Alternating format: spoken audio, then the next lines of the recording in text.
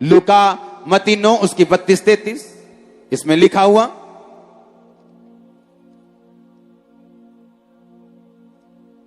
इसमें लिखा जब वो बाहर आ रहे थे तो देखो लोग एक गूंगे को जिसमें दुष्ट आत्मा थी उसके पास लाए, और जब दुष्ट आत्मा निकाल दी गई तो गूंगा बोलने लगा।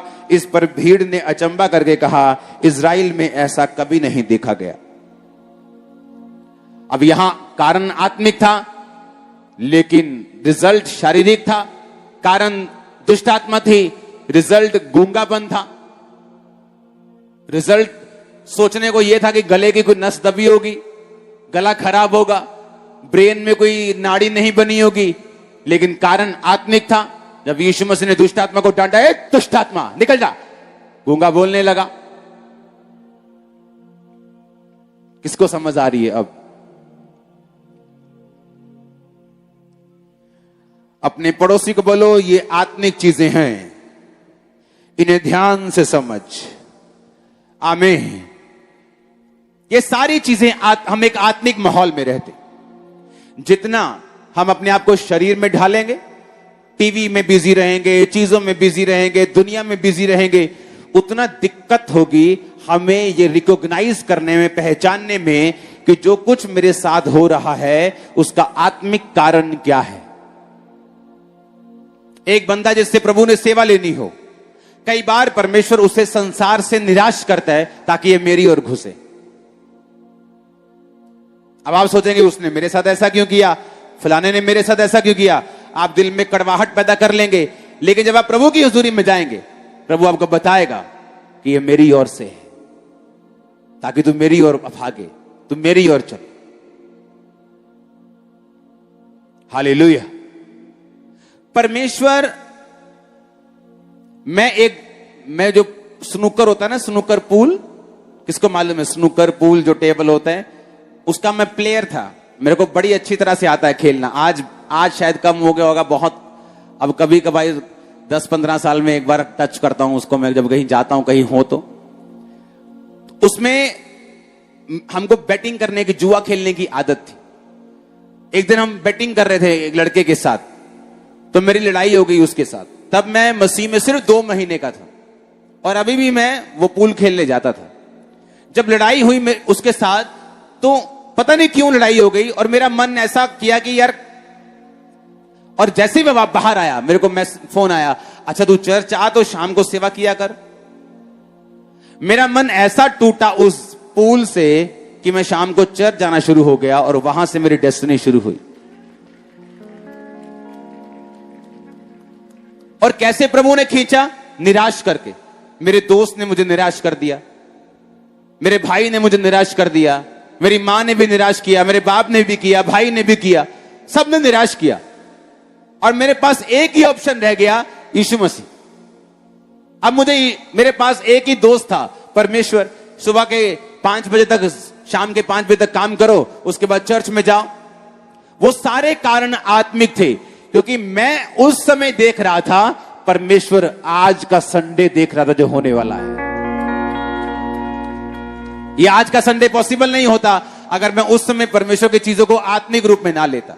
अगर रोता, अपनी मां पे गुस्सा करता, अपने दोस्त को मारने पीटने के लिए दोस्तों को बुलाता, अगर लड़ता झगड़ता दुनिया के साथ। कई बार परमेश्वर हम आत्मिक लोगों को सिखाता है, सिचुएशन से, ऐसी चीजों से। हमें ये आत्मिक आंखों को ओपन रखना है, हमें खुला रखना है, हमें देखना है जो मेरे आसपास हो रहा है उसका कारण क्या है। उसका कारण आत्मिक है, यह पक्की बात है। अब मुझे क्या करना है? परमेश्वर चाहता है हम उसकी ओर बढ़ें। वो कमजोरी को यूज कर सकता है, आपकी बीमारी को यूज कर सकता है, ठोकर को यूज कर सकता है। वो आपके स्पिरिचुअल फादर की जबरदस्त डांट को भी यूज कर सकता है आपको सुधारने के लिए और आपको नेक्स्ट लेवल पे लेके जाने के लिए। वो किसी भी चीज को यूज करता है जब आप उसके छतरी के नीचे होते हैं, जब आप परमेश्वर के भवन में आते हैं, जब आप स्पिरिचुअल माहौल के नीचे होते हैं। जो भी आपके साथ घटित होगा, आप बिलीव करना परमेश्वर आपके साथ होंगे।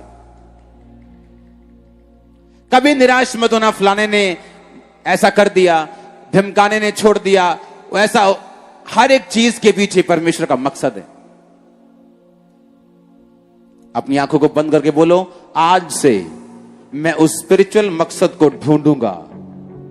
मनन करो इस वचन के ऊपर ऊंची आवाज में बोलकर, आज से जो कुछ भी मेरे साथ हो रहा है और होगा, मैं उसके पीछे के आत्मिक कारण को ढूंढूंगा, उसे सही करूंगा, प्रभु मैं बढ़ूंगा।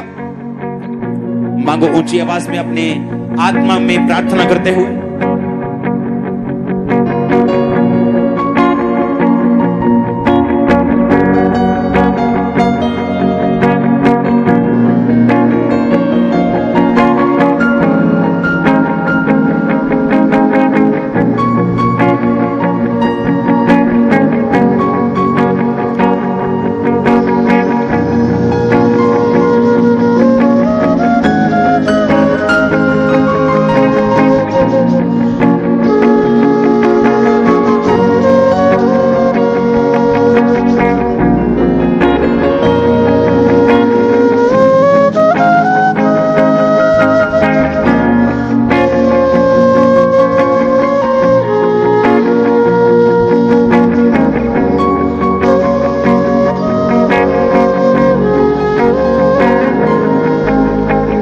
सेम फ्लूट बजाना गाने वाली, जब भी आप पीस बजाओ सेम वो गाना जो चला अभी वही बजाना।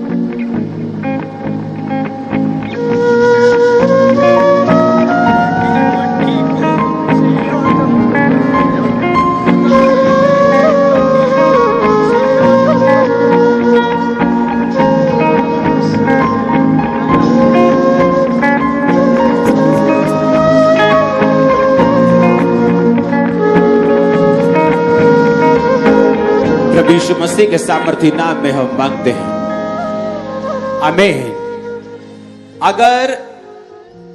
अगर दाऊद उस समय के वैज्ञानिकों को बुलाता और वो बोलता कि भाई साहब कुछ करो, हो जाता कुछ, हो जाता। बोलो, आवाज नहीं आई, होता कि नहीं? आवाज नहीं आई, होता कि नहीं? इसलिए दाऊद कामयाब था। उसे अपनी लाइफ में जो घटित हो रहा है, जो बीत रहा है, उसके पीछे के स्पिरिचुअल कारण मालूम है। मैंने लोगों को बीमार होते, उनके घरों में फूट डलते देखा है, क्योंकि जब उनके पास पावर थी किसी को लूटने की, उन्होंने लूटा है। मॉडल टाउन में जिस कोठी में हम रहते थे, आज उसकी वैल्यू 200 करोड़ होगी। और जब हम उस कोठी से निकले थे, 1 रुपया भी हमने नहीं लिया। सब कुछ हमारे नाम पर था, लेकिन कोठी हमारी नहीं थी। सब कुछ हमारे नाम पे था, बिजली, ये फलाना ढिमकाना, सालों से वहां रहते थे। 1 रुपया भी नहीं लिया। अगर फर्नीचर भी गलती से आ गया तो वापस भेजा था उनका। तब नहीं, जब हमारे पास करोड़ों रुपया था, तब की बात नहीं कर रहा हूं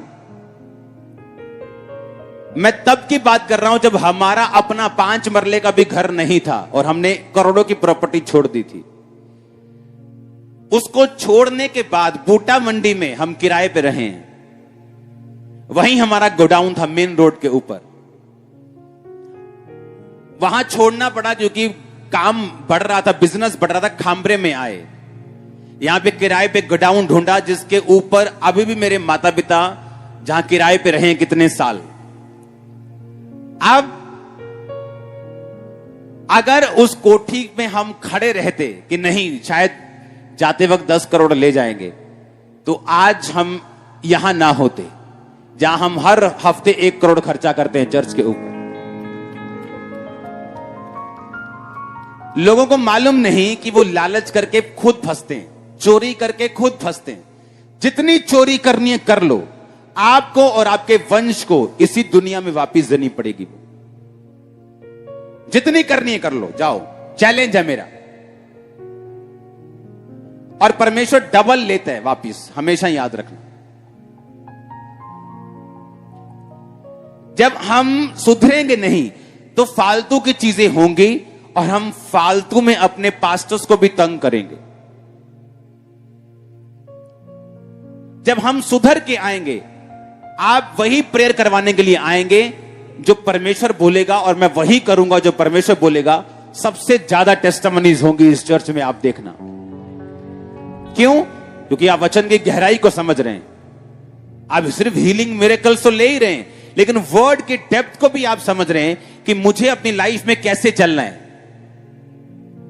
आमीन।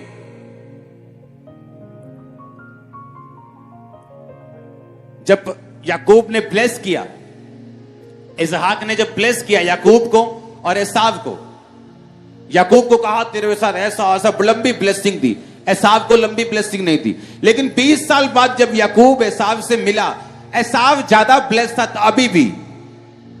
इसका मतलब यह नहीं है कि वो वचन पूरा नहीं हुआ। परमेश्वर का वचन पूरा होता है, श्योरली। स्लोली हो सकता है बट श्योरली होता जरूर है। और कुछ देर बाद हम वचन पढ़ते हैं, परमेश्वर ने एसाव के घराने को गीदड़ों का स्थान कर दिया, उसके पहाड़ों को उजाड़ डाला, सत्यानाश कर दिया। कारण क्या था? आत्मिक चीजों को रेक्टिफाई नहीं किया। एसाव को लगता था क्या हो गया, बेच दिया तो अपना पहलौठे होने का अधिकार। ज्यादा ब्लेस था मैं याकूब तो, ज्यादा पिड्डा बकरियां ने मेरे को, ज्यादा गाय बैल है मेरे को, ज्यादा जमीन है, ज्यादा लैंड है, कोई जरूरत नहीं। और ठीक है, आत्मिक उत्मिक सब ठीक है, अपने बाल दे नाल बधी जाओ, ताकत ना बधी जाओ। आदमी बोलकर फंस जाते हैं। आप बीज बो देंगे, भूल जाएंगे, लेकिन कई बार वो बीज उग जाता है। एक हीरो है, मैं उसका नाम नहीं लूंगा, बैठकर एक दिन पता क्या बोला? कहता मैं किसी परमेश्वर को नहीं मानता हूं, मेरा काम ही मेरे लिए परमेश्वर है। सारी पिक्चर्स फ्लॉप हुई हैं उसकी, पिछली गिनती में लाइन लगी हुई फ्लॉप पिक्चर्स की, और पहले हिट था। जैसे ही आप बोल देंगे मेरा काम मेरा परमेश्वर है, तो परमेश्वर क्या करता है फिर? वो पकड़ लेता है इंसान को। आप कुछ नहीं बोलेंगे, वो सही था, आप बोल गए, आप फंस गए।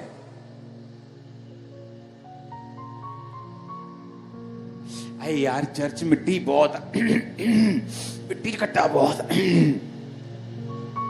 उसी को गले का प्रॉब्लम हो रहा है। दूसरे आराम से बैठे हैं, चीख चीख कर भी गले नहीं बैठे उन्हें। हालेलुया। हम क्या बोल रहे हैं? हम खुद भी इस बात को कई बार सोचते हैं कि यार ये तो मैंने खुद ही बोला था। क्यों बोला था? प्रभु इसे कैंसिल कर। कितने मेरी बात को समझ रहे हैं? हम खुद ही आत्मिक बने, और ये बात याद रखें कि जो दिल में आता है वो करें, लेकिन उसका न्याय होगा, ये याद रखें। जो दिल में आता है वो करें, पर न्याय होगा। फिर ये बात याद रखो, एसाव कितने साल तक बिना वचन के ब्लेस रहा, पर आज उसका नामो निशान नहीं। लेकिन याकूब का वंश आज भी चल रहा है। आप याकूब का वंश हो। याकूब के घराने में जादू टोना नहीं चलता, बाइबल कहती है। यीशु मसीह याकूब के वंश से, दाऊद याकूब के वंश से आया, मरियम और यूसुफ दोनों इसी के वंश से थे। हालेलुया। ये बात याद रखो, जब आत्मिक रीति से चलेंगे उसका एक लंबा फायदा होगा, उसका एक लंबा रिजल्ट आएगा। हम शर्मिंदा नहीं होंगे, उसकी तरफ देखने वाले मुंह काले नहीं होंगे, आप शर्मिंदा नहीं होंगे। बिग टेस्टिमनीज के साथ मैं आपको ब्लेस करता हूं यीशु मसीह के नाम। बड़ी कमाइयों के साथ ऑनलाइन में आपको ब्लेस करता हूं यीशु मसीह के नाम। हालेलुया। ऊंचा द ब्लेसिंग आपकी चर्च। हालेलुया। आप इन बातों को समझ रहे कि नहीं?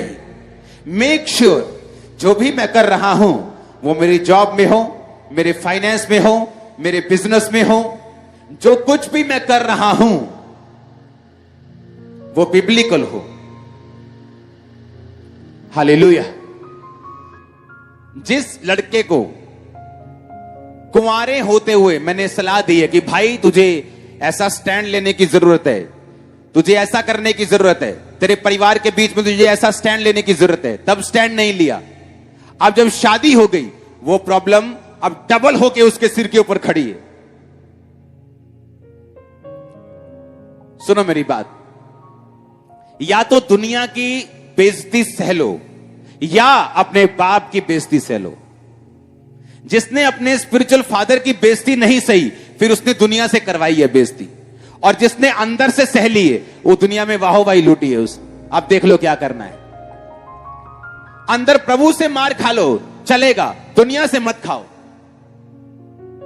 प्रभु के सामने सुधर जाओ, उसको बताओ कि हां तुमसे गलती हुई है, तुमने फलाने की गलती की है, धमकाने का पाप किया है, उसे सुधारो, उसे फिनिश करो, वापिस करके आओ जो लिया है, जो कब्जा किया है, जो चोरी करके रखा है। नहीं तो कोई फायदा नहीं, वो तुम्हें वापिस करना ही है, 2 गुना करना है तुमको, तुम्हारे वंश को करना है। देखो परमेश्वर ने कब का याद रखा हुआ कि शाऊल ने, और कब की बात है, शाऊल कब का मर गया, दाऊद का राज चल रहा है, दाऊद आत्मिक रीति चल रहा है, और परमेश्वर अभी भी भूला नहीं है और काल डाल रहा है। दाऊद कहता है प्रभु क्या हो गया, जब 1 साल 2 साल 3 साल कुछ नहीं हुआ, तो परमेश्वर ने कहा ये गलती हुई थी, तुमने वाचा बांधी थी इस्राएलियों ने गिबोनियों को नहीं मारोगे, लेकिन शाऊल ने अपनी वाचा को तोड़ा और मैं इसलिए तुम्हारे खिलाफ हूं। हालेलुया। हम जब समझ जाएंगे मेरी लाइफ के आसपास जो घट रहा है वो स्पिरिचुअल है, मैं उसे स्पिरिचुअल तरीके से लूंगा। और क्यों घट रहा है, परमेश्वर चाहता है कुछ आपकी लाइफ में हो, वो चाहता है कई बार वो आपके अपनों से आपको ठोकर देता है, क्योंकि आप सुधर नहीं रहे, आप प्रेयर नहीं कर रहे, आप बाइबल नहीं पढ़ रहे, वो आपको ठोकर देता है, आपको दिल दुखता है, आप बाइबल पढ़ने लगते हैं, आप प्रेयर करने लगते हैं, सब कुछ फिर ठीक हो जाता है। जो परमेश्वर ने देना होता है उस आत्मिक फास्टिंग और बाइबल प्रार्थना के जरिए, वो भी आपको दे नहीं पाता है। आपकी प्रार्थना भी हो जाती है, परमेश्वर का काम भी हो जाता है, सारी सेटिंग भी हो जाती है। जब तू परमेश्वर के पीछे चलेगा, दुनिया के सारे सुख तेरे पीछे बढ़ के मिलेंगे, तू जानता नहीं क्या? आमीन। लेकिन हम क्या करते हैं, बाइबल छोड़ के, प्रार्थना छोड़ के, ओ फलाने नल, ओ फलाना दोस्त, ओ फलानी, ओ वाइफ, ओ हस्बैंड, ओ बच्चे, ओ माँ, ओ बाप, ओ डैडी, ओ बिजनेस, ओ ये, और वो सब चीजें हमें ठोकर देती, और फिर इंसान को समझ आती नहीं मैं प्रार्थना करने के लिए चुनी गई हूं, मैं तो प्रार्थना करने के लिए चुना गया हूं, अगर मैं इनके पीछे भागूंगा तो ठोकर मिलेगी। प्रभु आपसे बात कर रहा है आज। और जैसे ही आप स्पिरिचुअल रीजन समझ जाएंगे और अपनी लाइफ को आत्मिक कर लेंगे, सारा कुछ सेट होना शुरू हो जाएगा। फिर आपको समझ आएगा। ऊंची आवाजें बोलो जिंदगी, ऊंचा खामरे के बाद जाना चाहिए, बोलो जिंदगी आत्मिक है। ऊंची आवाजें बोलो फिर से फिर से फिर से फिर से बोलो ऊंची आवाज में, जिंदगी आत्मिक है। आमीन। क्या है जिंदगी? फिर से बोलो क्या है, फिर से बोलो क्या है, फिर से बोलो क्या है। अपने पड़ोसी को बोलो जिंदगी आत्मिक है। बोलो बोलो पड़ोसी को, जोर से बोलो अपने पड़ोसी को, जिंदगी क्या है? क्या है जिंदगी? कैसे जीनी है? बोलो आत्मा से। आमीन। जब आपकी मेंटालिटी ऐसी हो जाएगी, कांग्रेचुलेशन हो जाएगा, कांग्रेचुलेशन होगा चर्च। जब आपकी लाइफ ऐसी हो जाएगी कि आपको मालूम है मुझे क्या बोना है, मुझे क्या काटना है।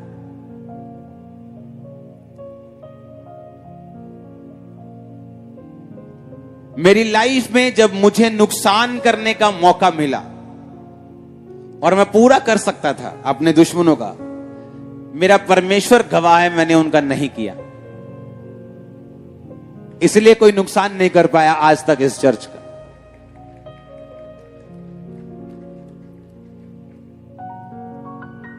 हालेलुया। हम जो बोते हैं वही काटते हैं। मेक श्योर मैं क्या बो रहा, जो मुझे पसंद नहीं कि फ्यूचर में मेरे साथ हो, मैं वही करूं लोगों के साथ। आमीन।